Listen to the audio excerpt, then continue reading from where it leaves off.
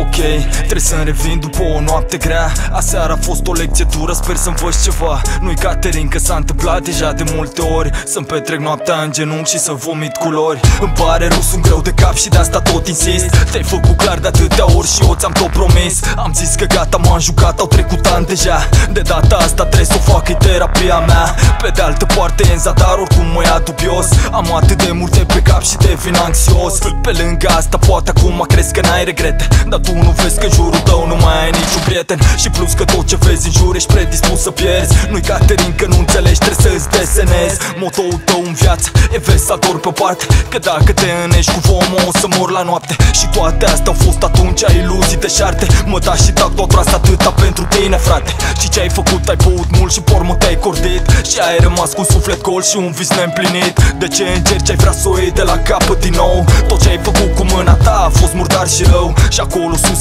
poate cineva încă te vrea, dar s-ar putea să te duci jos dacă îi forțezi mâna. Și ce tot cauți, crezi că o să găsești altceva? Sau încă n-ai realizat că ai tot în fața ta? De ce tot vrei, credeam că toate astea au trecut. Bă, nu e ok, cred că știi și tu mai bine de atât. Nu e ok, cred că știi și tu mai bine de atât. Bă, nu e ok, cred că știi și tu mai bine. Nu e ok, cred că știi și tu mai bine de atât. Bă, nu e ok, cred că știi și tu mai bine. Nu e ok, cred că știi și tu mai bine de atât. Bă, nu e ok, cred că știi și tu mai bine.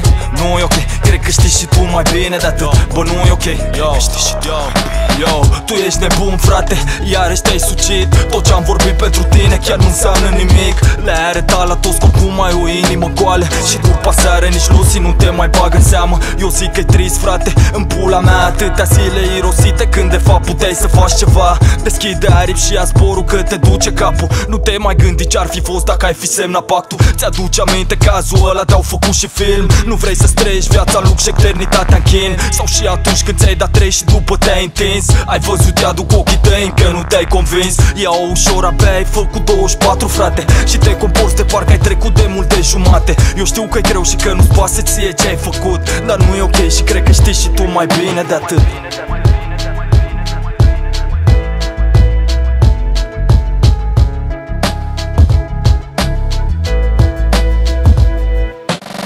Nu e ok, cred că știi și tu mai bine de atât. Bă, nu e ok, cred că știi și tu mai bine. Nu e ok, cred că știi și tu mai bine de atât. Bă, nu e ok, cred că știi și tu mai bine.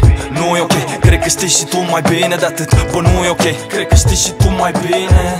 Nu e ok, cred că știi și tu mai bine de atât. Bă, nu e ok, cred că știi și tu.